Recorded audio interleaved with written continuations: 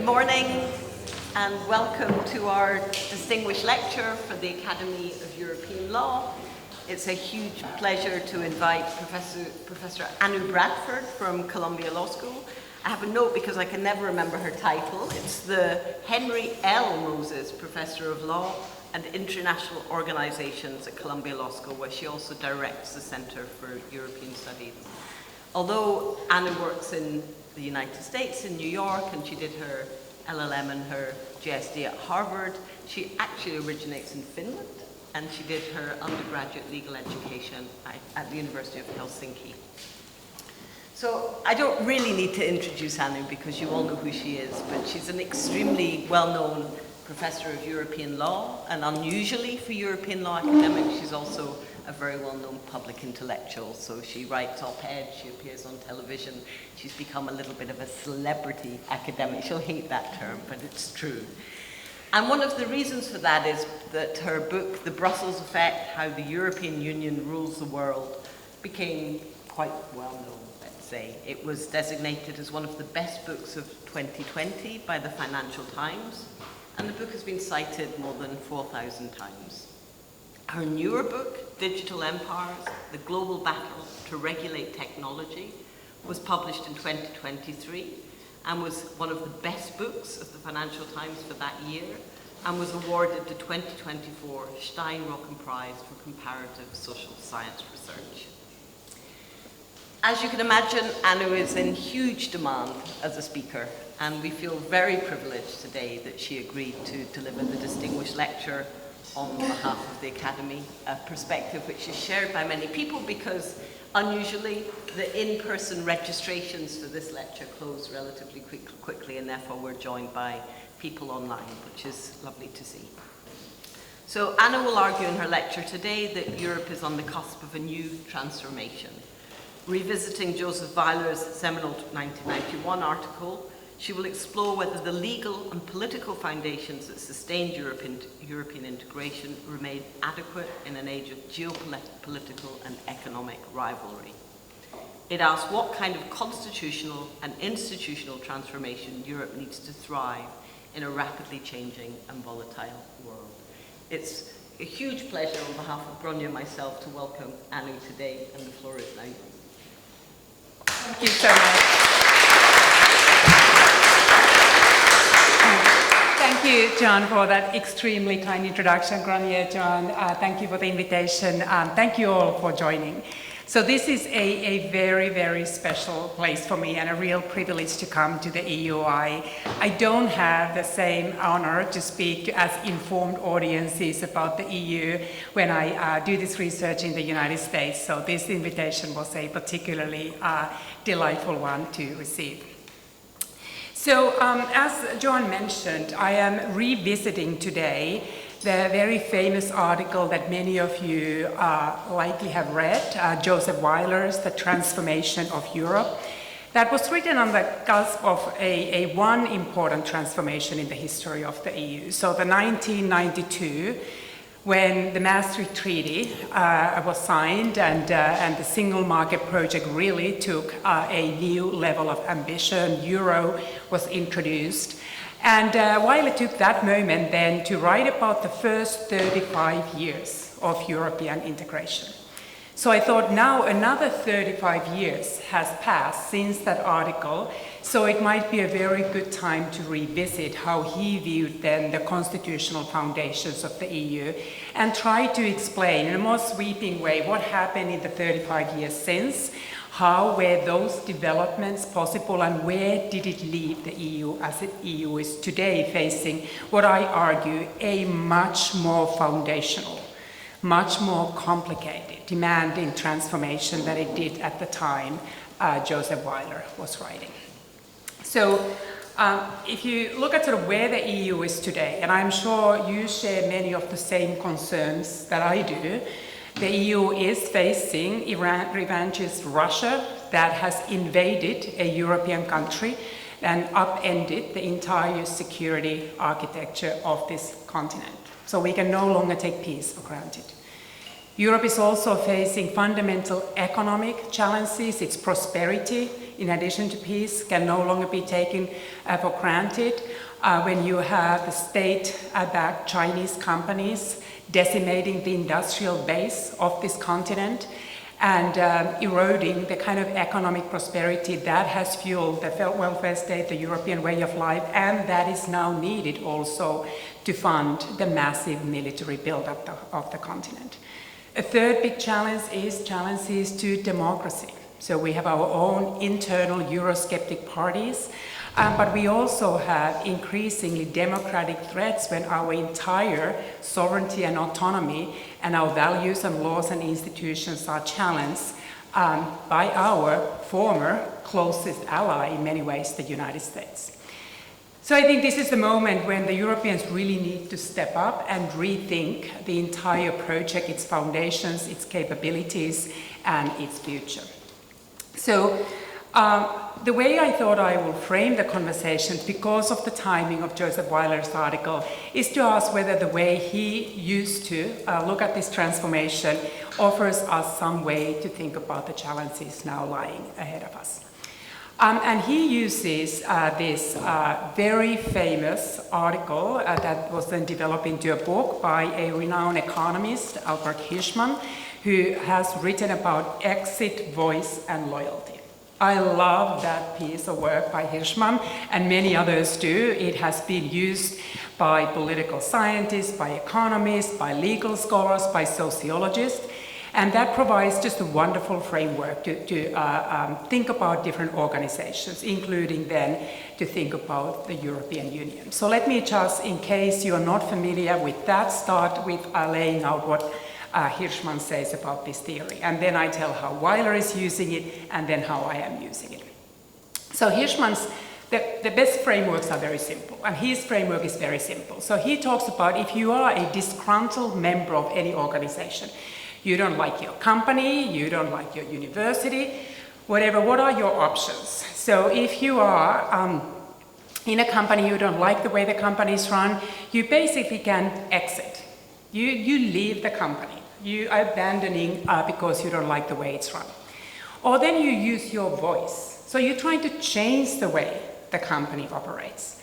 And your choice between exit and sort of further investment to reforms within the company depend on how loyal you feel towards that institution.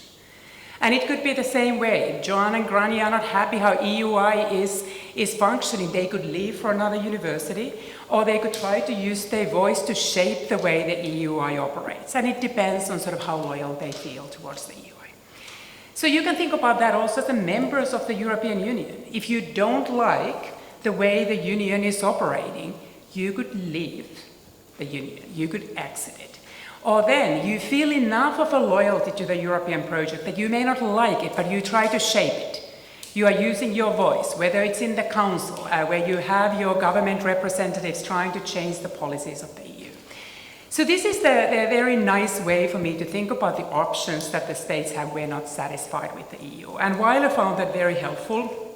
At the time Weiler was writing, though, he did not think anybody could exit the EU. He was writing 25 years before Brexit, so he's using a variation of Hirschman theory, and he talks about a selective exit, which is like you don't leave it, but you just don't comply with the obligation. So you're breaching the various EU norms. So when I use the word exit in the Weiler context, I refer to this kind of selective exit, non-compliance, as opposed to then entirely leaving, and then I will revisit how Brexit fits into the theory. So Weiler's puzzle, where he starts, is that he's trying to bridge the legal and political science accounts of how the EU operates. And he says that both communities seem to be noticing different things. And so he's now, I remind you, looking at this first 35 years from the founding to the 1992. And he said lawyers often emphasize the supranational elements, how much legalization there is, how much centralization there is in the EU, whereas the political scientists really emphasize the intergovernmental aspects, the political control that the member states are still in charge. Maybe because the lawyers are looking at how much the court is actually doing to harden these EU obligations and how much real law there is, how powerful the Commission is. And he's bringing these accounts together and saying, yes, we are seeing all this legalization, but why do the member states accept this? Why do they kind of agree to the commitments that bind them? And he said, because there's qualified majority voting. Because there is unanimity. There is no qualified majority voting at that time on many issues, meaning they still hold the reins in terms of what laws are being enacted. So then they are okay when those laws are being enforced. So for him, for this constitutional settlement, for this equilibrium that is created, it is absolutely central that the member states retain their voice to shape the union. And he said it's very important, especially then when you have a hardening of the obligations. The harder the EU law becomes, the more legalization there is, the more they insist on retaining their voice. So he says that the way he describes the equilibrium that we then arrive at, it is one of a reduced exit, fewer opportunities of non-compliance because there are consequences attached to that non-compliance, but enhanced voice is that keeps the member states bound to this equilibrium. But then comes the 1992, and this leaves Weiler worried because he feels that this is the moment when we are actually moving now towards really big moments in integration with common currency, with the deepening of the single market, and at the same time, we are starting to move towards qualified majority voting, meaning the enhanced voice is diminishing. And he fears this is going to shatter the equilibrium on which the European constitutional settlement rests. So what he predicts will happen, he fears this is potentially a moment of crisis for the EU. Either we really start seeing exits, like this equilibrium shatters and the EU can disintegrate.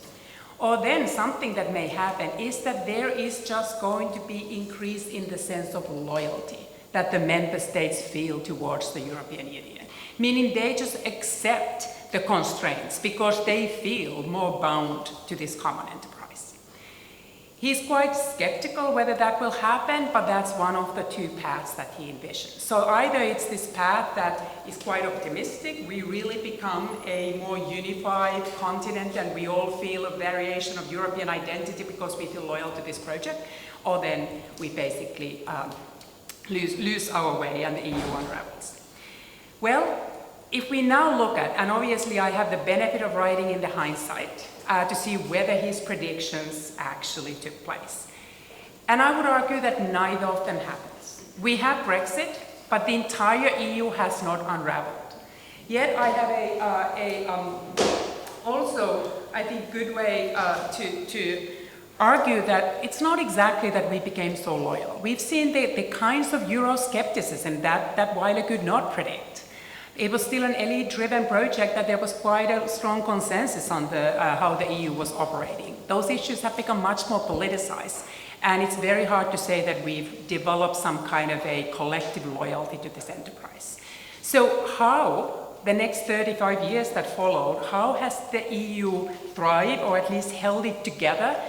Even though in many ways I argue that the EU has faced much more monumental challenges than Weiler ever predicted.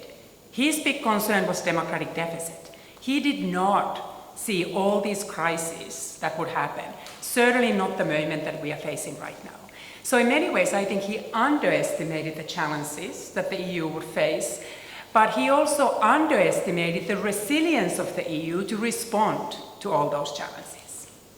So let me now go into sort of outlining what I think were the two major developments of the 35 years. And I don't think I need to tell you that I'm simplifying a lot of things if I'm trying to condense 35 years into just two major developments in the EU. But let me try, and then I'm going to use the exit voice loyalty framework to try to explain how that was possible. So the two things to me that happened since 1992 was the expansion of the EU as the first. So we saw both widening, so the massive expansion from the EU of 12 member states to the EU of today 27 member states. And at the same time, we saw the deepening of the EU to all these new domains. So we've gone much further than we were in 1992 in enhancing then still the depth of the financial integration following the euro crisis. We've moved much further in social policy, in fundamental rights, including the Charter. We have moved much deeper into digital regulation, something that certainly wasn't part of the Weiler's account, environmental laws. So there's much more EU law today, and much more diverse EU given the membership. So I'm going to talk about that in a moment. The other big development is the setup crisis. So we've gone through rule of law crisis, we've gone through Brexit, we've gone through the euro crisis, the migration crisis, the pandemic and national security crisis. So we have in many ways, one could describe a very positive development, the expansion of the EU, even though it did introduce many issues around stability, rule of law and other issues. But still, there's been an expansion, deepening and widening, and there's been crisis. And the crisis did not unravel the EU either. So a few words on and I don't offer a particularly novel account on the crisis or the expansion, so I'm going to be rather brief when I describe those for you. I think the interesting issue about thinking about together the widening and deepening is that how we were able to do that at the same time. Because when you have more heterogeneous membership, it becomes harder to agree on the direction of the EU. So why did that not get derailed? So there was some concern about the competence creep, the deepening of the EU, but partially we also made institutional adjustments. We did move towards greater degree of qualified majority voting. So again, we took voice away from the member states. That was paving a way then for all that deepening. Sometimes we were deepening before in anticipation of the enlargement, thinking we need to lock in these gains, this deepening now, before it's going to be harder to get all those votes. But ultimately, we managed to deepen and we managed to widen. The crisis, again, so much has been written about the crisis. I think the only thing to me that is more novel is the way that I describe as a sort of central problem around the crisis, is that I talk more about the constitutional misalignment is the term that I use, where the big problem was that there had been an unsustainable combination of the allocation of interlinked powers to the member state level and to the EU level. So we basically had a mismatch between the euro crisis partially being caused by the unveiling of the structural misalignment, where the fiscal policies were left at the member state level, whereas the monetary policies were at the EU level. So it was very hard for the member states, even though they faced differential challenges, they no longer had control to adjust the monetary policy, yet the EU did not have the ability to respond with a common fiscal policy. So the solution would have been to relinquish the EU's powers on the monetary policy to the member states so they regain control, or then to also transfer the powers in the fiscal to the EU. The same kind of misalignment was central for the pandemic and for the migration, where you have the health policies, the control of the member states, you have immigration, the control of the member state, yet the free movement is the EU domain. So if member states are trying to control the pandemic, but then you have the EU free movement, it's very hard to stop the pandemic around your borders. So again, you have this misalignment that was very typical for many of these crises. Or then we just had inadequate competencies. So all these expansion and the EU's deepening that had taken place had not gone far enough. Because in many ways, including issues like national security, just wasn't yet integrated at that level because of it's being seen as too sovereignty sensitive. So the EU, despite all that deepening, lacked the powers to effectively respond to the crisis. But the EU didn't crumble, but it did something, and I borrow here a wonderful piece by Eric Jones, Dan Kellerman, and others who talk about failing forward as the way the EU was responding to the crisis. So it does just enough to manage the crisis, but still leaves the transformation incomplete, only to then face that incomplete response comes to haunt the EU in the next crisis. So it's basically this set of piecemeal, incremental, inadequate, yet kind of survival mode implementation of reforms that helps the EU muddle through the crisis, but still leaves that constitutional settlement, that construction, incomplete, and hence retains the vulnerabilities that expose the EU to further crisis. So in many ways, I think all these crises, there are scholars who said it leads to great integration of the EU, and in many ways, yes, with the euro crisis, we move much further in the integration, also in the financial space. And we make great leaps, and now in response to the national security crisis, we are moving towards greater unity in many aspects of common foreign and security policy. But it also leads to disintegration, because many of these crises also stoke Euroscepticism. Migration crisis in particular paves the way for Brexit and reinforcing the political cloud of these Eurosceptic parties that seize on the narrative that the EU has lost control of its borders and so forth. So in many ways, I come out of the crisis discussion that it leaves the EU stronger, but it also leaves the EU vulnerable because of the crisis. So let me now use the exit voice and loyalty to try to explain how this expansion and how this crisis can be explained in the EU's response through this framework of exit voice and loyalty. And I argue that there are three forms of exit that we have observed that explains how we got through those 3 years. And there's three different examples how voice was used to strike the compromises that allow those developments to happen. So let's start with exit. One form of selective exit that has been absolutely crucial for the last 35 years is differentiated integration.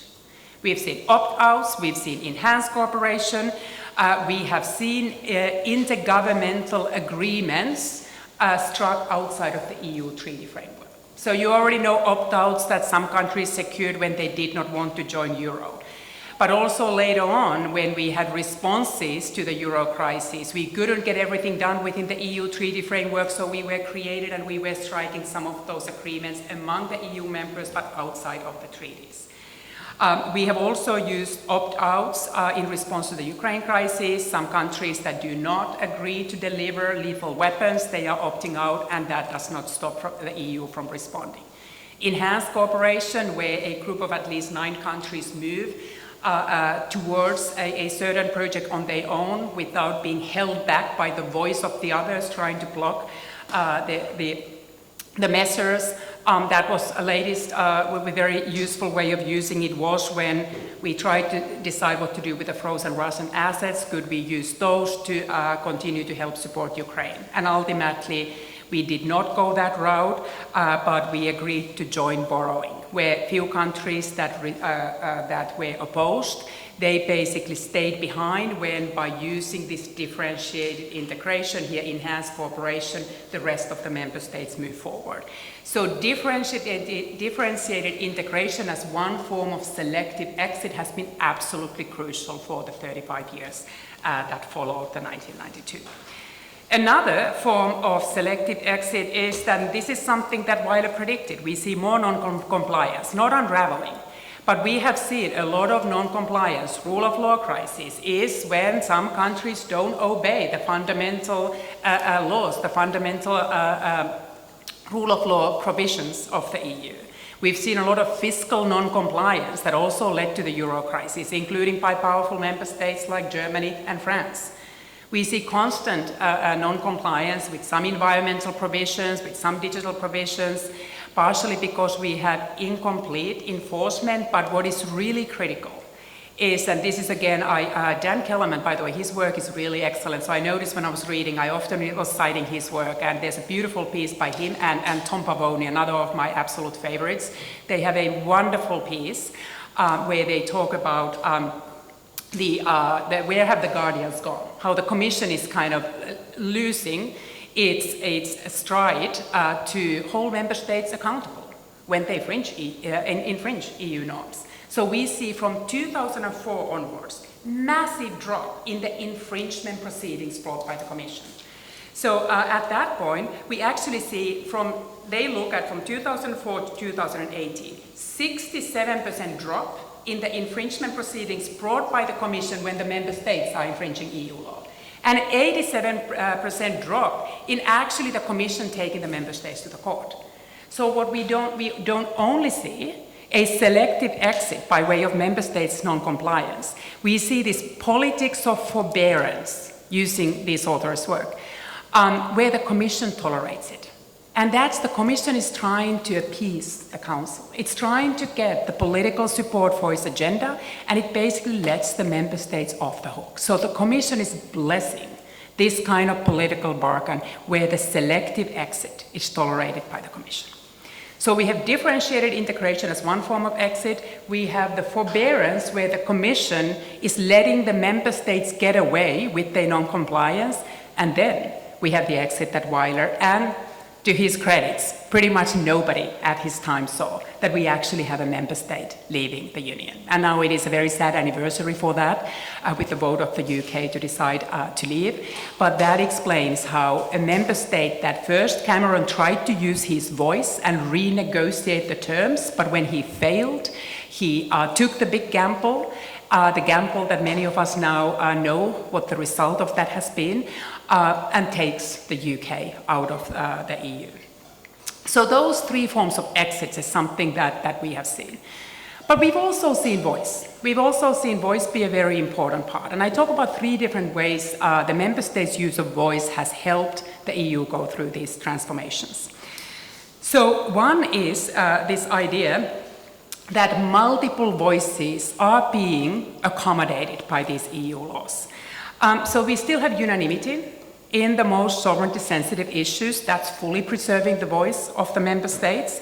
We have a consensus-driven culture in the Council. But what I think is really critical is that generally all these laws have managed to bring together the right and the left in the way that Weiler was predicting. We're going to have a massive conflict between the right and the left. And we haven't, because most of the EU laws have a dual purpose. So if you think about environmental laws, if you think about digital laws, so they bring the civil society, they bring the NGOs, they bring the left parties because they protect the consumer, they protect the civil rights, they protect the environment. But they bring the right, they bring the business, because they are all done to remove the inconsistencies that prevent the transfer of data across the member states. That harmonize the environmental regulations so that the business can scale and goods and services can flow across the member states. So this dual purpose has been the kind of balance where the left voices and the right voices come together to support the European legislations. Another way the EU has managed to bring and retain these voices is they resort to this habit, which I'm borrowing here the work of Cass Sunstein, who is another just absolutely terrific person, doesn't write about the EU law, but his theories just work beautifully here, I think. He writes about incompletely theorized agreements, the way to overcome disagreements. And incomplete theorization is that you don't go for the kind of constitutional assent. You don't spell out the most foundational assumptions underlying some law, where you have a lot of disagreements. Instead, you kind of agree on the particulars, on the kind of the easier, more technical level of the laws. So the EU is able to regulate AI when it does not need to think about, like, how do we all agree on what is the relationship of this technology to humanity? We can agree on competition law in the EU when we don't need to fully debate how we think about public power relating to private power, what's our view on capitalism. No, we can agree on theories of harm on a very kind of technical level. The GMOs, again, we don't need to have the most deep conversation about ethics, but we can still agree on a more technical level on how we regulate the GMOs. So when we try to do something really foundational, like the Constitution for Europe, it fails. It is much harder to try to agree on the more foundational values. So this kind of incomplete theorization has also helped the integration to propel forward. And the third use of voice, and here I build on my own work on the Brussels effect, is that in many ways the member states now feel that even if we don't agree everything that happens in the EU, we can gain a global voice. So actually, by agreeing to some level of EU regulation, we can shape the global marketplace. Yes, we may be losing something, it feels like, in terms of our competitiveness, but if these regulations get adopted elsewhere as well, the playing field is level, and the EU is our vehicle to have that global voice. Okay, so those are the ways I think about the voice operating, in addition to exit sustaining this equilibrium. Then I talk a little bit about loyalty. So this was Weiler's prediction that there could be more loyalty. He's skeptical in his later writing, he's even more skeptical, and I share his skepticism in many ways. So if you look at the rise in Euroscepticism, populist parties, that has been a tremendous challenge for the EU. Brexit was the real culmination when these voices can show that they can actually change the course of history. They can take a member state out of the EU. But it hasn't been an appealing example for others to follow. So I think that just shows how the other Eurosceptic parties have changed even the way they formulate their goals. It really seems to be to get out of the EU. It's been more like, okay, we are going to probably disrupt the way the EU operates from within. So we're going to see more selective exit and non-compliance. But we do see some loyalty. Because otherwise we could not have, if it was only the story of Euroscepticism, we could not have seen all this expansion. So I see less that we have developed a common European identity. I think there's a lot of instrumental loyalty or functional loyalty. The kind of, okay, it is in our collective interest to see the EU succeed, and there's a benefit for that. So if you look at the actual surveys, there was a survey in 2021 where Europeans were very broadly asked whether they have a national identity, where they have a European identity. 56% said they have a European identity. So it's not nothing. There is actually a European identity. Over half of the European surveyed say they do have one. But it's a secondary identity because 73% of those, they have a national identity. So it comes second. It doesn't overtake the national identity, but it is still there. And right now, if you look at the EU's approval ratings are extremely high. And that is, again, not because we all feel European, but we feel that provides us security. Alone, we are not able to face all the challenges that there are today. So where it leaves me in the loyalty, second, I think helps us consistent to see that we see the crisis, we see some Euroscepticism, we see incomplete transformation of the EU, because we still see selective exit. We do see voice that helps us get through some compromises, but it still leaves us slightly fading forward. And it leaves us now, after the 35 years, if I bring us to today's moment, we have an incompletely transformed union. And we still don't have all those structural foundations that would allow us to face today's crises with tremendous strength. But it doesn't also leave us with nothing. So let's look at now those three challenges that I talk about. A challenge to our peace, to our prosperity, and to our democracy, and how we go forward. So security is a really, really hard one. This is a peace project. And the whole goal was never to face war again. And many of us, our generation, sitting in this room, we bought into this perpetual peace theory. We never thought we would have a war in this continent. And that requires a major upheaval of the whole constitution of the project if we are going to become a military power. But I think Ukraine has made it real.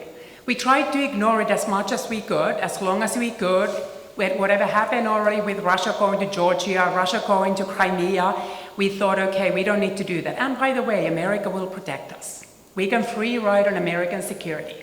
We are in NATO, or they are our ally, they are a security partner, they have interest in Europe. We need to use our money to continue to build our societies, digital transformation, environmental transformation, pensions, what have you. Defense is not a priority.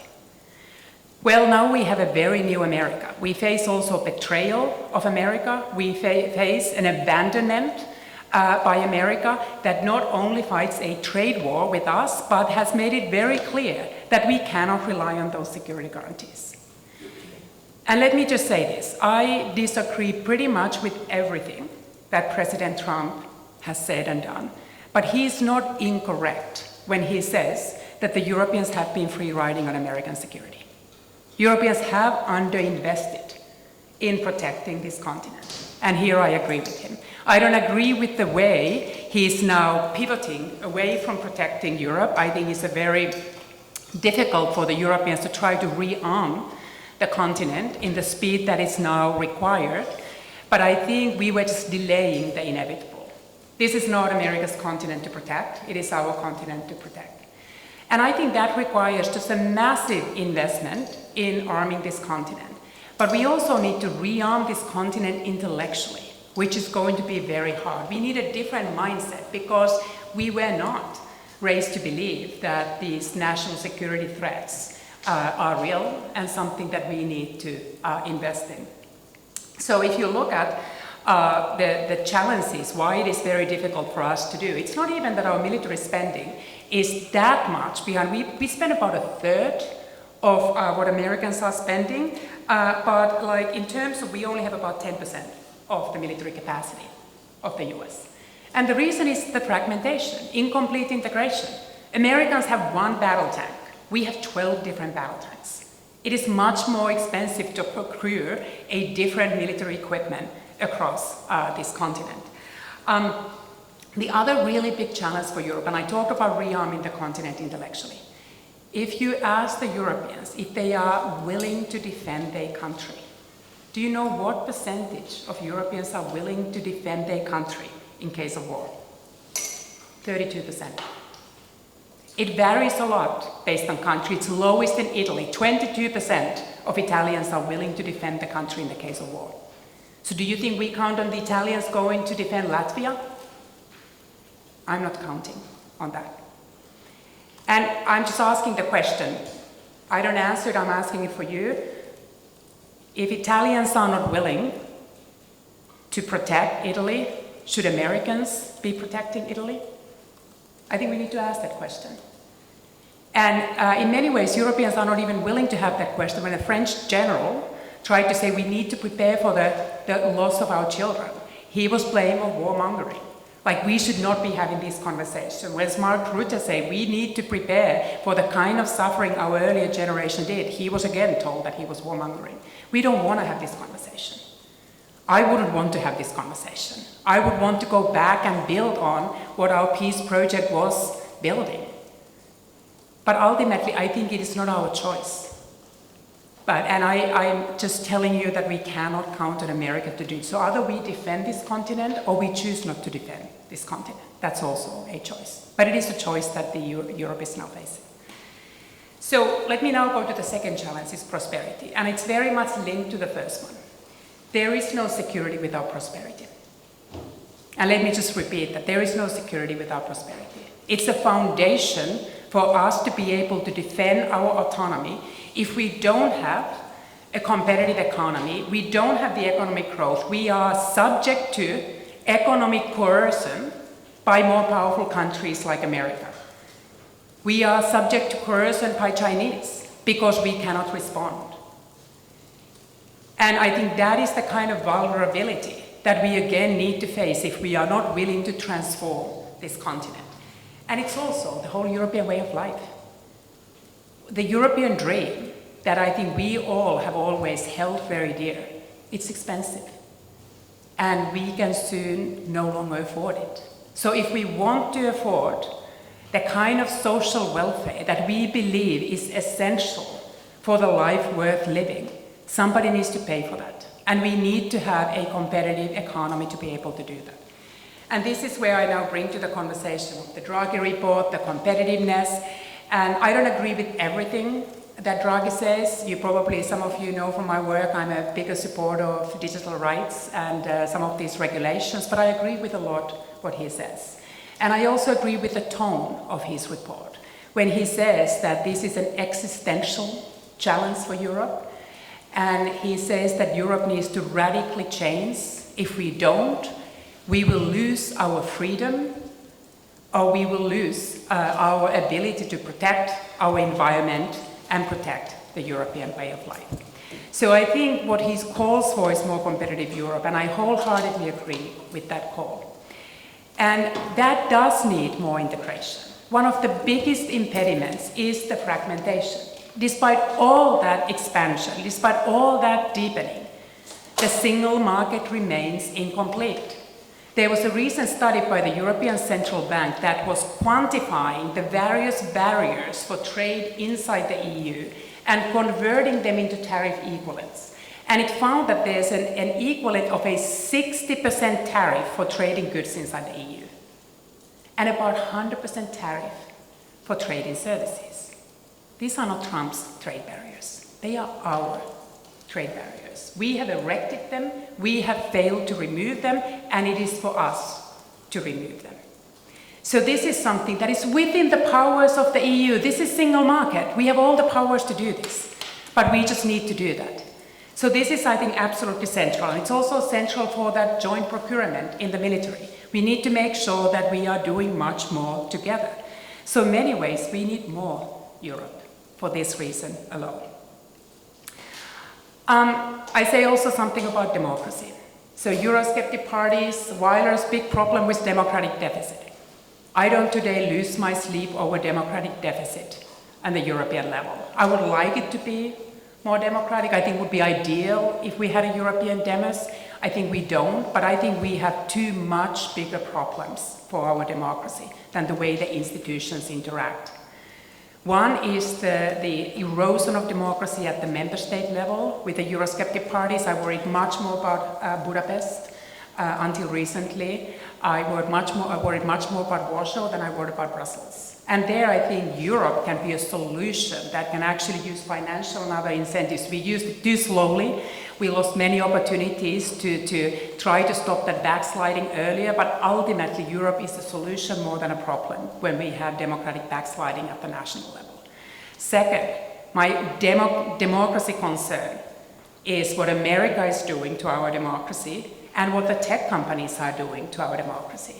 The way that our conversations are controlled by platforms from America. Is the solution more Europe or less Europe? To me, it's more Europe. How we can actually make sure we use instruments like DSA to protect our democracy. And how we make sure that today's America is not able to resist our democratic reforms, attack our democratic institutions, and we need to have a stronger EU to protect our sovereignty, our autonomy, our territorial integrity, our laws, and our institutions. That's my democracy problem, and again, that needs more Europe. Okay, so let me now describe what I think the new equilibrium needs to be, going back to exit, voice, and loyalty, and to Joseph Weiler. So I think we need to reverse the equilibrium that he described. So what we need today is that we need more exit, more selective exit, and we need less voice. So less voice means for having all these integrationist ambitions realized, we need less unanimity. We actually need more qualified majority voting. We need to be able to move forward with these pro-European reforms. But I realize it doesn't work for every country. If we take the kind of democratic constraints, legitimacy concerns seriously, some countries may not be on board. Let us not wait for them to stop the progress of others and use their voice. Let's not force them out with a total exit. Let's really lean on to differentiated integration. I think we need to be able to move faster, we need to be more nimble. I would love for everybody to do that. If everybody doesn't do it, I think we need to rely on the coalitions of the willing. There are counter-arguments that leads to fragmentation. I think there are counter-arguments and trade-offs now with every single thing that we do. We don't have time, and I think we need to get something done, and I think that differentiated integration is the solution, the way it turned out to be a solution when we needed to help Ukraine very recently.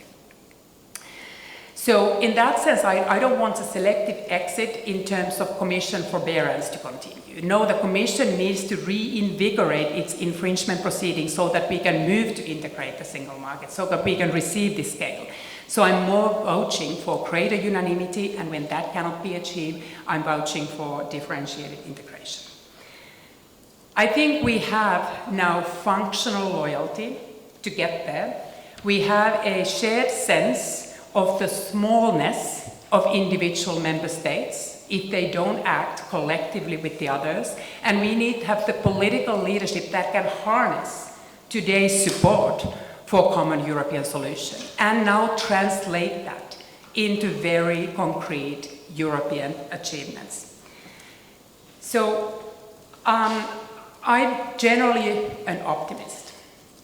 But I must say this has been a really hard year also being, I'm a European, I'm American, and my whole worldview was built on this idea that with all our differences, we ultimately fight the same fights.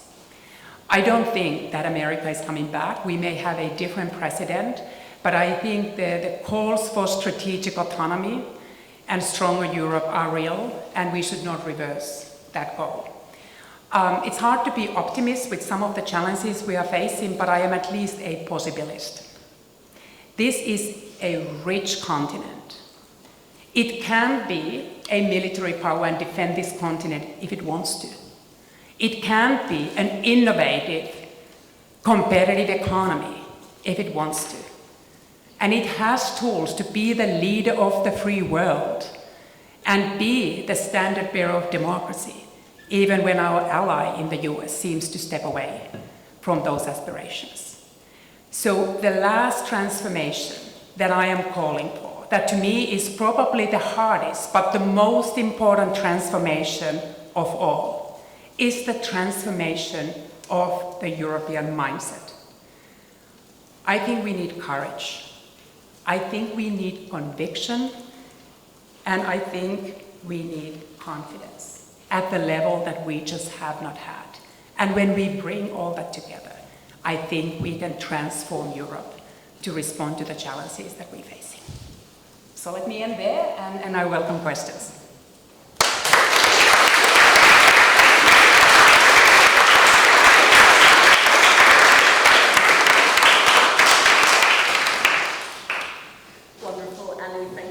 So much. So we have time, I'm sure, questions and comments, and I'm going to look around the room and see if any of the Academy participants would like to jump in first. And if not, yes, Jaco, then Katarina.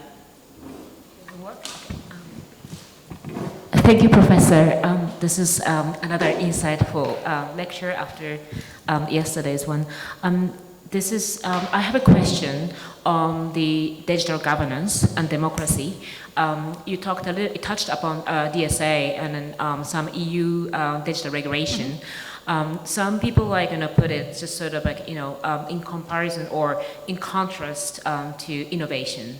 So but you see it as DSA, AI law, and or overlapping digital regulations in Europe more positively, or do you see any sort of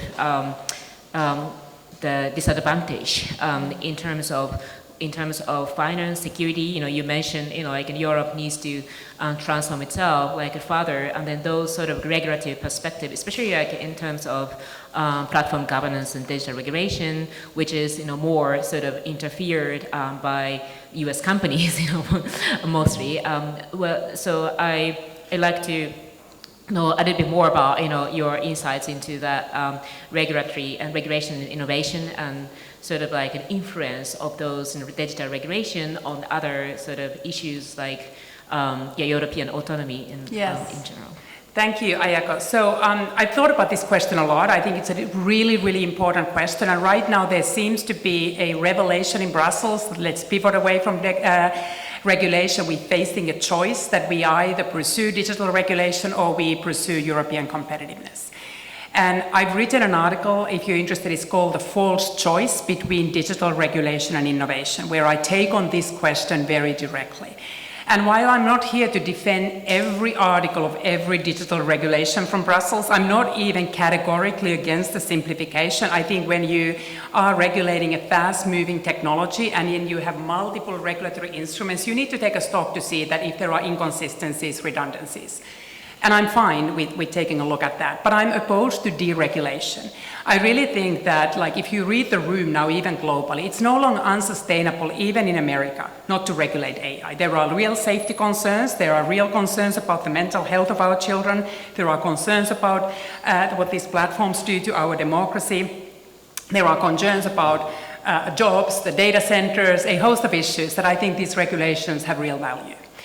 So to me, the problem of Europe's competitiveness, and I think I tried to make clear I'm very concerned about Europe's tech sector And if you read the Draghi report, he actually singles out Europe would have grown exactly on the same trajectory with the United States if we take away from those statistics the tech sector.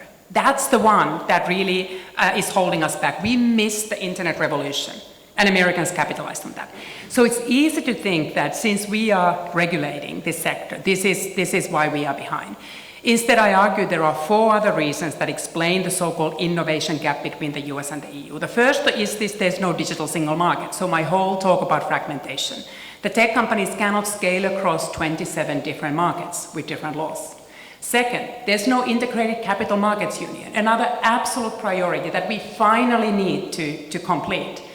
The European tech companies cannot fund their innovations here. They do well in the first few funding rounds, but as soon as they need more money, they need to turn to US venture capital or they're acquired by the US tech giants. Third, this is again part of the mentality that I was talking about, the kind of the Europeans' lack of confidence. We have both the legal, but we have cultural barriers to risk-taking. We have some of the most punitive bankruptcy laws in the world, which means you fail here, you're done. You're never gonna raise money again. So it's hard for our entrepreneurs to try to innovate on the edge of the technological frontier, because sometimes you do fail. And what happens if you fail in Silicon Valley? You go and raise more money, and they give you more money because you're working on big things. And we just don't have that. We have a lot of stigma associated with failure, and we need to change that, both our bankruptcy laws and our attitudes. And the fourth issue is immigration. The Americans have been astonishingly successful in attracting the global talent to innovate in America. So over 50% of over $1 billion startups have an immigrant founder.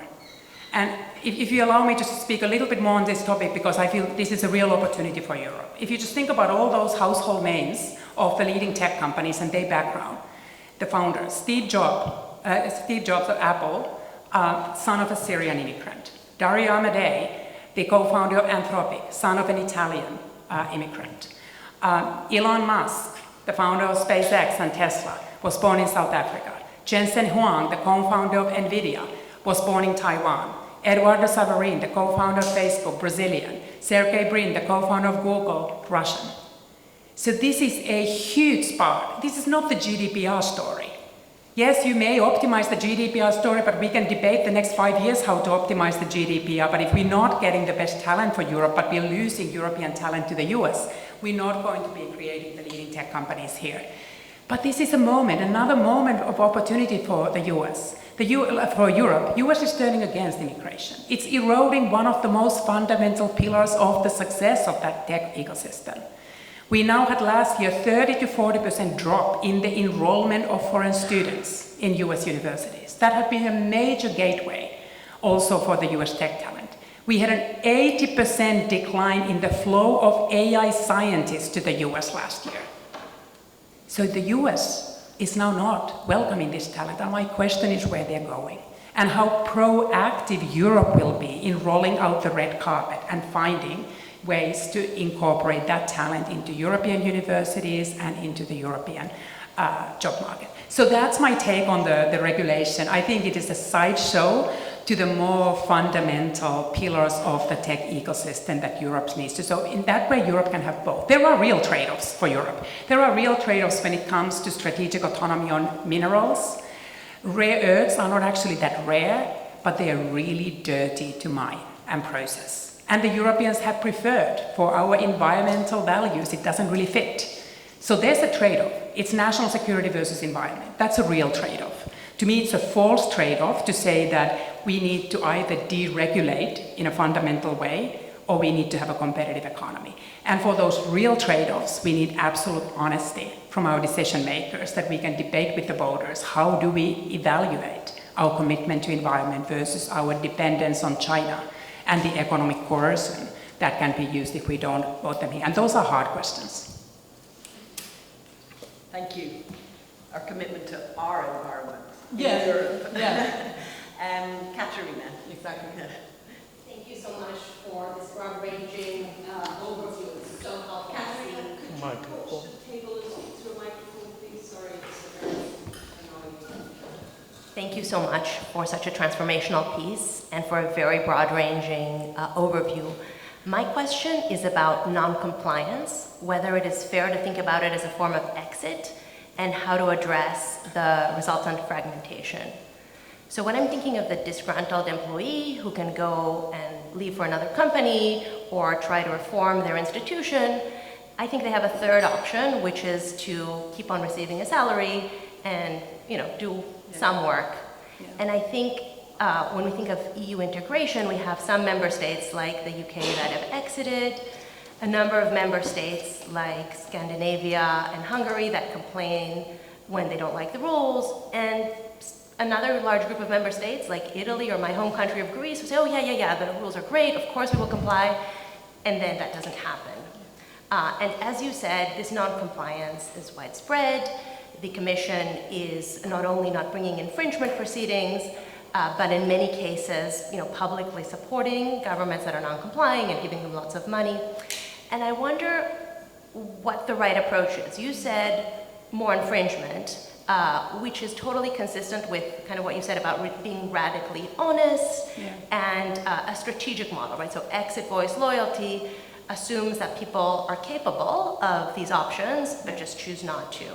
Whereas there might be another theory of why states are not complying, kind of supporting the Commission's approach, which would be they just don't have the capacity. So we will not call them out, we will try to do things behind the scenes, often for decades. So it's a broader question about where non-compliance fits and how to address it. Can I just jump in there just to keep the conversation going? So on the non-compliance point, picking up on what Katerina said, I mean, I haven't read the Pavoni piece and I will read it. But as I understood it, the drop in infringement proceedings is explained largely by the Commission's decision not to pursue non-transposition cases. So the Commission took a very active decision that those were easy cases for the member state courts. Their compliance could occur within the member states. What it wanted to do was to take compliance actions that actually tested the parameters of the law, which created some interpretative questions of importance for the European Court. So I just don't know whether you can read off the figures about infringement proceedings, what you're reading off about Commission forbearance for non-compliance. Now, I'm speaking from my knowledge mainly in the environmental sphere, and it may be different across other spheres as well. Yeah, no, so very good. I actually think their study is phenomenal, partially because they don't just look at the numbers, they have very good qualitative evidence by interviews. And they also document the frustration in the legal service when they are told not to bring the cases. And this is not sort of targeted in certain types of cases, it really is across the different domains. And they also don't see that it tracks the just better compliance record, like less need. No, it's a conscious decision that they document through interviews and the numbers. So I take it for that, even though like I would need to go back also to see like non-transposition and the others, like whether there's some more nuanced story that we can tell. I also recently talked to Dan because they study EMSAT 2018 and I asked, has the trend continued? And he said absolutely, like we see no reversal on that. And I think that is something that I trust in the evidence, and I think it's very important. But I think also Katarina's question makes me think that there's obviously a variety of reasons why we see non-compliance. I mean, sometimes it's recalcitrance. Maybe it's sometimes a look, we don't want this, and we lost the vote in the council, so we are just going to be very difficult, and we're going to drag our feet. And sometimes I think it could be a capacity issue. And I think sort of the response may need to be different depending on what is driving the non-compliance. Maybe it does require a mix of stick and carrot. Maybe it does require that the Commission recommits to bringing those member states to court while also finding ways to support their capabilities, or tailor more the obligation so that we can get at least not non-compliance but better, even if it's imperfect compliance. So I'm completely open to thinking about that. It's a heterogeneous a group of countries having a variety of reasons driving the non-compliance, which may require some adjustment in how you try to end that. But the big issue, again, this ties a little bit to what Ayako was saying about regulations. The problem is not even EU regulations. The problem is the gold plating, that the member states keep adding something to what has been agreed on the EU level. So sometimes they don't implement what the EU tells them to implement. Sometimes they go and actually then compromise that harmonized regulation by adding various domestic priorities. So the Commission should also try to eradicate those, otherwise we're not going to have a single market.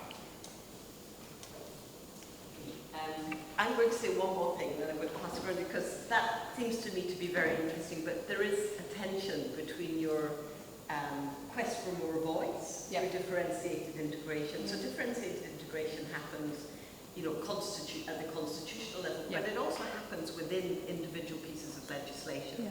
So individual pieces of laws are passed because there is differential obligations established within them, and gold plating, minimum harmonization is part of that. So I guess in order to reconcile or not to reconcile, in a way to choose between more integration and more voice, you actually in the end favor more integration because you want to diminish member states' voice by saying less minimum harmonization, more exhaustive harmonization, and that's a major constitutional shift.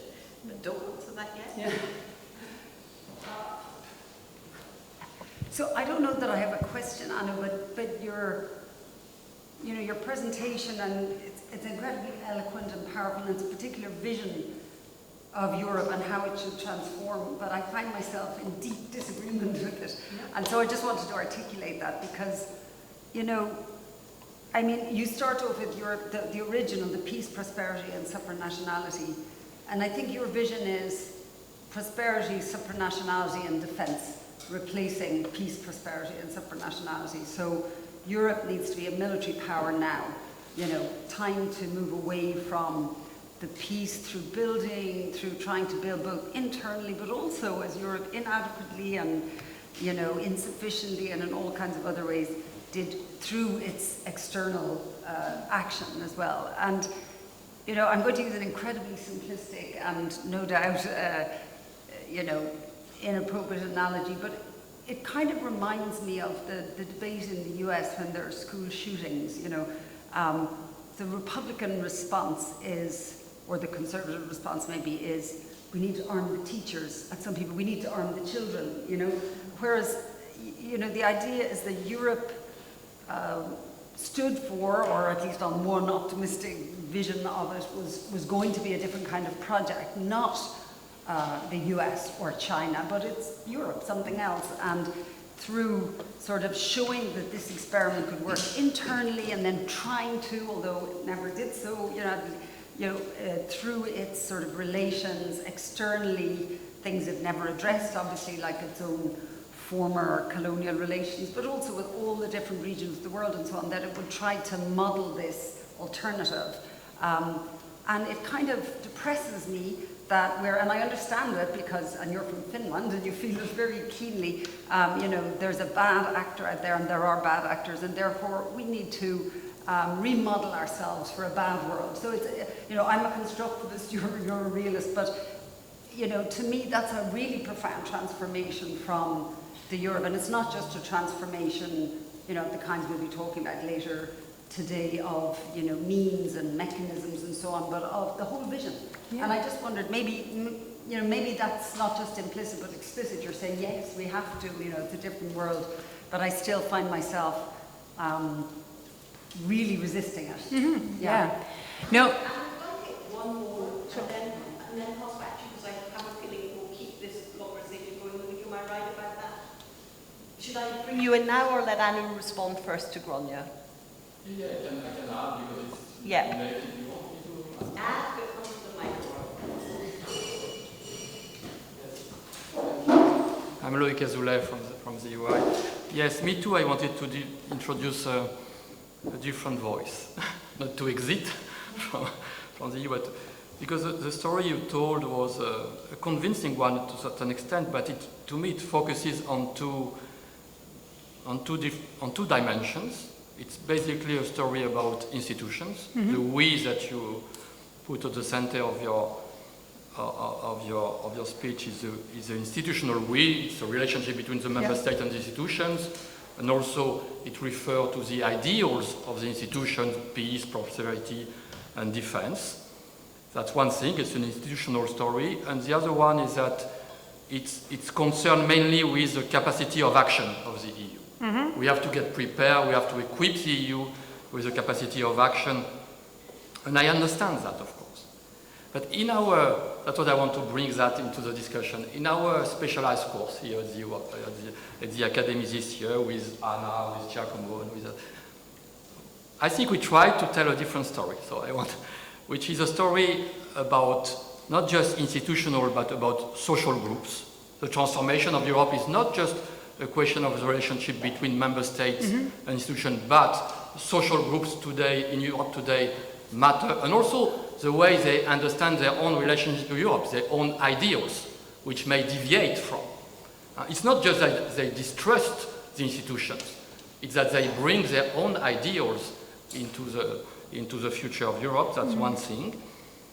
And the other thing that may be more important is that, at least that's my view, that this capacity of action, as much as it is important for Europe, and legitimate concern to raise the capacity of action, to get prepared, to get mobilized for what is happening in Europe, it's also part of the problem. It's also a matter of concern, this capacity of action. I mean, that the capacity of action also results, and we see that in Europe. What is the capacity of action you refer to there? We want to equip, competitiveness, defense. Yeah. We want to, it's all about that. And we lawyers, we are called to do that. We are called to provide the tools to equip the EU with new capacities, new capabilities, new capacity of action. And I see the discussion in Brussels revolving around this issue. How to equip the EU with, and it's legitimate. It's the work of institutional lawyers. But I also see that this discussion and this focus on the capacity of action results in forms of securitizations or in forms of in new antagonisms, also in forms of enemizations in Europe today. So my point is that this concern about the capacity of action is legitimate, but we also have to be aware that, in my view, it may also be a matter of concern. It may also be part of the problem. And that would bring a different story than the one tell me what you think. Wonderful. Thank you so much, Grania and Loïc, for opening up the conversation also. Anu. Yeah, great. So I think maybe, Grania, I need to clarify, and because you haven't read the paper that is basically, I'm not even advocating for European army. I am not advocating that. I think it's something much more modest. So when I advocate for joint procurement of military, I don't think I'm outlining a radically different vision, and I'm not outlining as an alternative to peace building, as an alternative to diplomacy, as an alternative to continuing investment in channels for peace and for international institutions. I call on Europe to step up and fill the vacuum that the US is leaving. So in many ways, I think it is not that radical vision. Where I think I depart is that I don't trust in the US's security guarantees. So I think I don't trust that this continent will be defended by the US.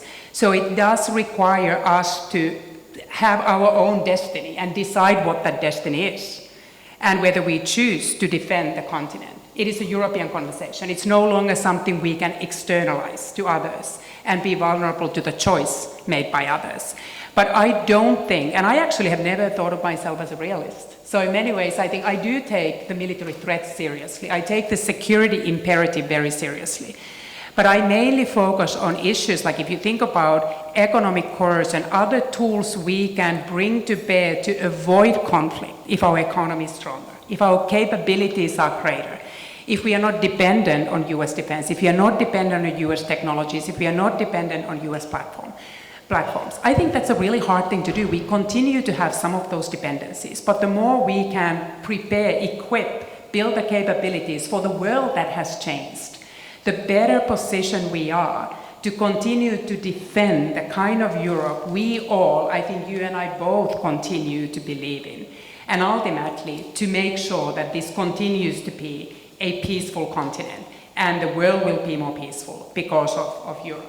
So in that sense, I don't believe there will be a European army. I don't believe there will be a substitution, but I think we need to be more efficient in our military spending and build more capabilities with the limited resources we have, which means we need more integration for that, and we need a more competitive economy for that. And I completely believe that all of this needs to happen with a deep, honest conversation with the stakeholders. We need to have a mandate for that. And that means obviously that it is much easier when it's seen as legitimate, it's seen as necessary. And partially now when you look at this, a greater support for the union because individual nations and citizens feel that they cannot necessarily be protected by their nation state alone. And some of these are really tools for economic warfare, which is again not something that we would like to discuss, but for us to use some of the tools that we have to say that we are a big market. We can limit your access to this big market unless you also do X and Y. And I think it is one of those that I would like to go back to the world where we would not even need to have these conversations. But I don't think we can talk about an era where we don't have our trading partners engage in economic coercion, where we are a target. And I'm advocating that we are not passive in that fight, but we build capabilities. And that does not mean that I want less civil society, that does not mean that I want less democratic conversations about those, but I think it is a different world, and it's not the world of our choosing, it's not the world that these institutions were built for. I think sometimes the pace with which the external events that require a European response, our institutions are not necessarily fast enough to respond to that. And I don't have a full solution how you do that in the way that is most legitimate and sustainable. So I don't think, and I have a sort of recipe for complete transformation of Europe, but I think I am very comfortable saying that it is a different world in which Europe is navigating, both its opportunities and its challenges. Thank you. So I'm going to give Ronja one word, and then I'm going to pass over to Nicola, but I would love to get one question from one of the participants in the Academy course as well. So while I'm taking those, fantastic. I'm going to start with you, Pat. Hi, thank you so much, Joanne. So you said we need to transform the European mindset, and what we've been talking about in this course is creation of social conflicts, creation of social conflicts, and local conflicts. What is visible in the EU when you read the case law, what is visible in the legislation, what is invisible. So when I think about, okay, what is visible in this story and what is invisible, and the people we've been talking about, some migrants are acceptable. Then when I heard you start saying, oh, we need to value working migrants, we need them here, so where we create this kind of distinction between migrants we really like and the others we don't really want. What I also didn't really hear is climate change in your story. I think with the heat we see now, it's evidently happening, and it's a big trade-off. It's not the environment, it's way bigger, it has an impact on the economy. That's not very visible in your story. And then my question is, which voices are represented in these democratic conversations? When you think about lawmaking nowadays, business is very much represented, they have the big money, and you have civil society. The people, they're struggling, and I'm not saying that civil society represents everyone. So who is really represented in this story you're telling? Who are we maybe missing? And how can we create then this new identity, perhaps this confidence in the EU for everyone in the European Union? Yeah. Thank you. Wonderful. So I think one of what you are calling for is an inclusive EU and shared prosperity, and I think that's very much part of the European vision of the good life. I talk about the right-left conflict and how it's been essential to think about accommodating multiple voices. So that was one thing that I emphasized, and that is really the idea that we don't just accommodate the voice of business. We don't just accommodate the voice of right. I was talking about the importance of bringing the business voices with the civil society voices, getting the environmental advocates to basically see the same benefits, with then getting business on board to say that these environmental laws are actually good for the environment and they're good for business. So I have found, and I say in the paper, that if we're now deregulating, it risks creating that left-right conflict that we managed to avoid by being committed to having the sustainability commitments, to having those consumer protections, to having the protection of digital rights. So that is, I think, my warning, and that was my call for the multiple voices. I don't know, I did not advocate that we would only need high-skilled migrants. Yeah, we need both migrants. If you look at the demographic trends in this country. And even if you wanted to look at the goals of competitiveness, for instance, I think you can find one of the most powerful arguments there for investment in renewable energy and our climate commitments. Because if you think about the entire AI stack, why the US is actually really behind China, where it has a real disadvantage, is that the US is doubling down on fossil fuels. We see what happens with conflicts like Iran to the price of oil, whereas China has 1/3 of the renewable energy capacity globally. And that gives it a much more diverse energy grid that is also needed to power the data centers, whether you want the data centers or not. But even if you are not interested in climate change, that you're really interested in building AI capabilities for Europe, the foundational energy structure that is going to be a bottleneck in Europe's ability to power any data centers. We just say that we want to triple our data center capacity in 5 to 7 years. Well, you need to have the energy infrastructure to do it. And Europeans need absolutely lean on in greater renewable energy to be able to do that. So I think that's just one example of how in today's conversation that very much focuses on competitiveness, we again shouldn't have the kind of false choice to say that either you choose your climate commitments or you choose that you need AI. That renewable energy is absolutely our gateway to try to power any generation. And I have reservations about all this data center buildup and sort of energy intensive, capital intensive models. I think our comparative advantage is in energy efficient and capital efficient models, which again is another argument how you can say that climate is there. And I do consider, I'm trying to do 35 years of European integration, so it doesn't have a full chapter on migration, it doesn't have a full chapter on environment, so it is probably glossing over something that you bring that is absolutely crucial, and I really appreciate that. But I think it is part of that shared vision of how Europe operates that ultimately I do want to defend. But I think for us to be able to defend all those values, we need to also make sure that we have a continent that is autonomous to continue to make its own choices, and those choices are not forced upon us. So we're going to take a last round of questions and then we're going to stop. And there are now, of course, inevitably many questions. So I try to be brief. So can everybody be very brief with their questions? Here, Nicola, Nazari at the back, and then a quick word for Bronya. Okay, thank you. Many thanks for the very interesting lecture. My question is fairly specific and maybe a little bit more technical, so it's very brief. You mentioned the need for less unanimity in order in order to have a new equilibrium. However, my question is, how do you see so how can we realize that?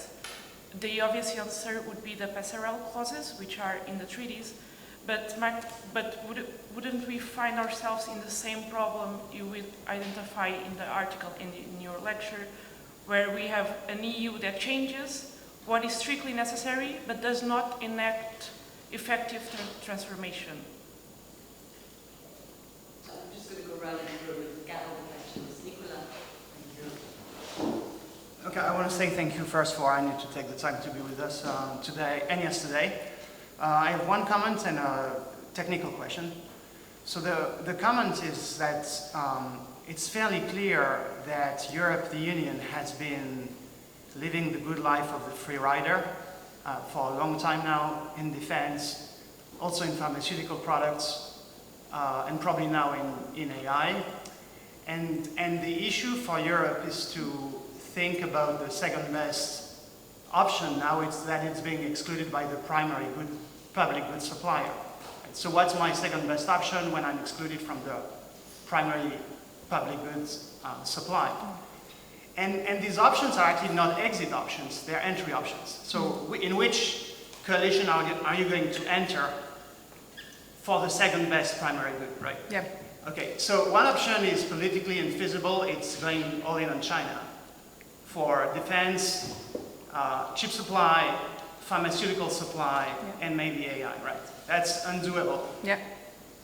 The other option is to do something that is politically feasible, but legally incompatible with the constitutional principles of the EU, which is to play full comparative advantage. So the entire Union 26 are going to say we are going, for defense, we are going full France, because they have the nuclear umbrella, right? For innovation, we're going for Finland or Sweden because they have the good cluster, right? But this is completely alien to the inter-regional parity philosophy of the EU, right? So I wonder whether that is not the tricky situation that the EU finds itself today in the short term, to find the second best supplier of primary public goods and determine which one is legally or politically feasible. So that's the comments. Right, okay, and then the question I have, it's technical. You mentioned coalitions of the willing. There is a preference in Brussels. If you go to Brussels, you'll hear this all the time for enhanced cooperation as the model. Anything outside of that is impossible, unthinkable. So I wonder how we could think about more intergovernmental cooperation, like Benelux, for instance, as the way forward, and how to convince the Brussels people that this is probably the best thing to do in the short term. Great, thank you. Thank you very much. Nazari?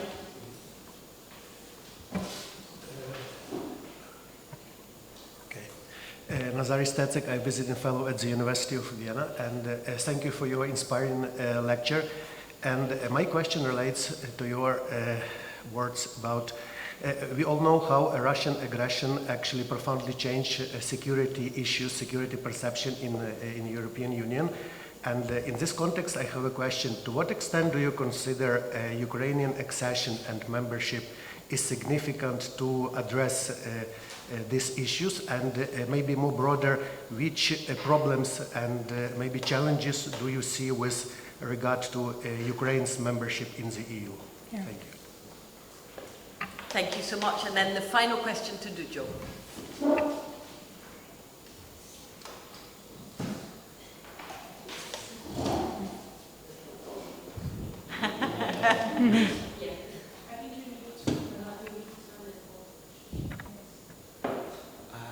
Maybe you need to turn it off. Yeah, now it works. Okay, thank you. Thank you. Good morning. I'm Duce from the EUI. Thank you for your lecture. With this last question, I would like to go back to Weiler's The Transformation of Europe and other writings of him from the Constitution of Europe. Now, it seems to me that Weiler is quite cautious of the idea of the EU as a superstate. He very much favors the idea, the community vision, as he says, over the unity vision. And that he believes there's something positive in having a supranational entity, one that tames the us-them dynamics rather than reproducing it in a new fashion with the us as the European. So I'd like to ask you, this idea of the EU as a geopolitical actor seems to me quite at odds with this part of Weiler's thought.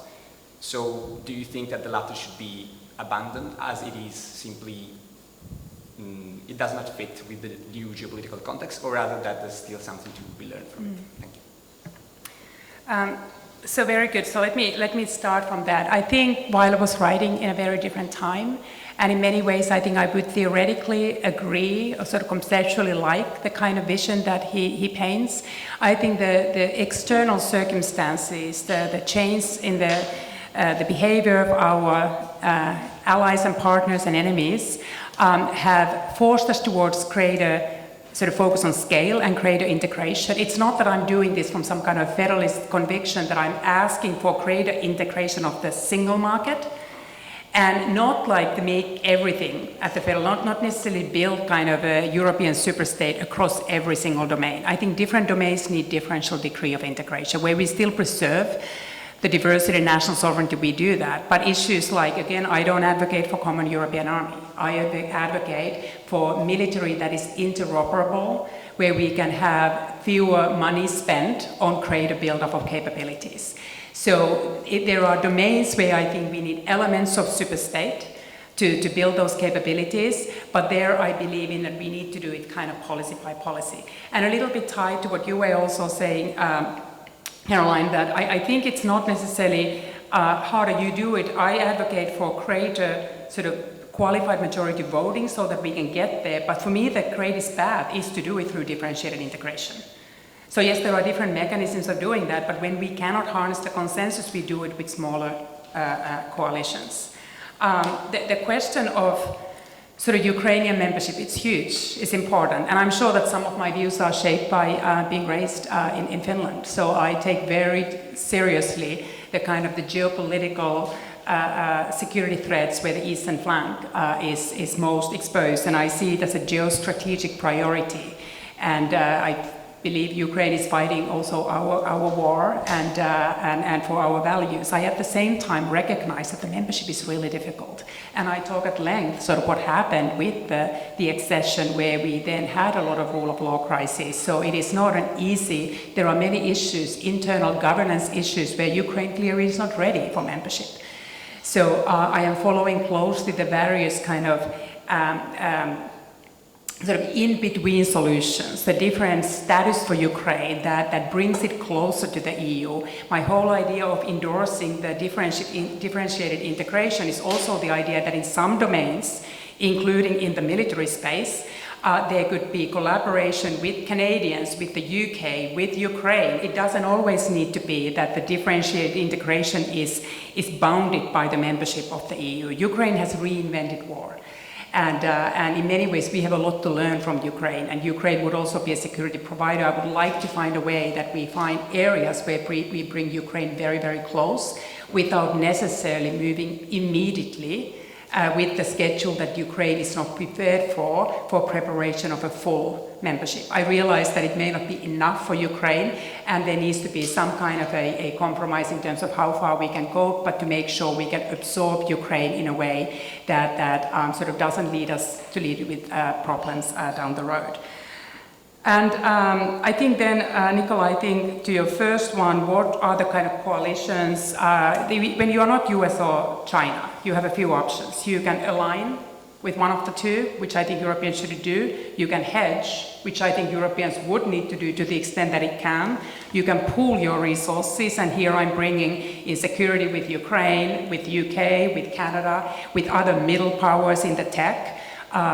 Striking partnership with Japan, with Korea, Australia, our other techno-democratic allies. So absolutely we need to find new partners via coalitions.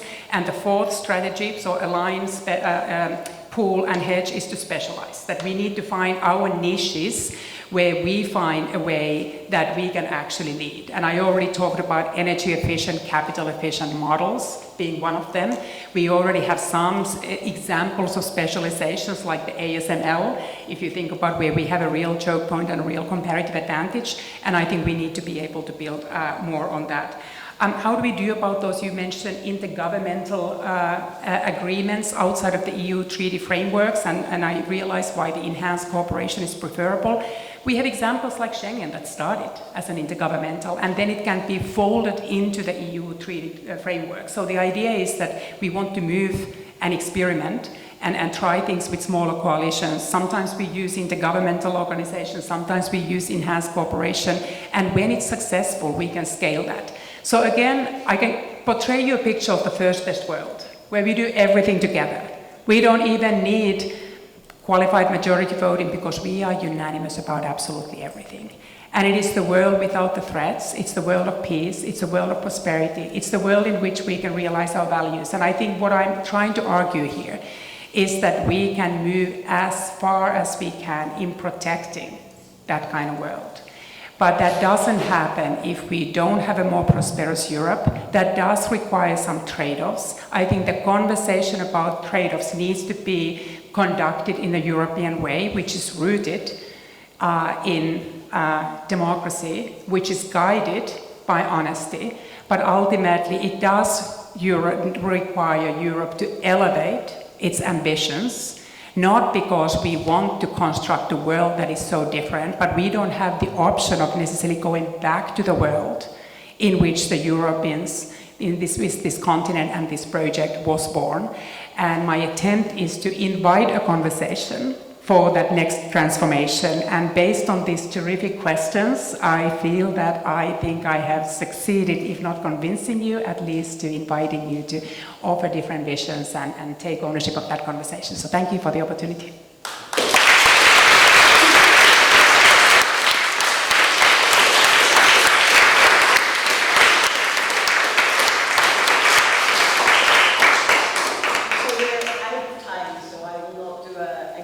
Thank you to Anu, but I think she's quite correct when she says it was successful in its aim, and I have no doubt that the people who are here as part of our summer course will continue the conversation in the subsequent classes. I hope you continue the conversations. The lecture was impressively broad-ranging, and every single person in the room will have taken something important away from it. So really, thank you so much, and we look forward to the follow-up discussions.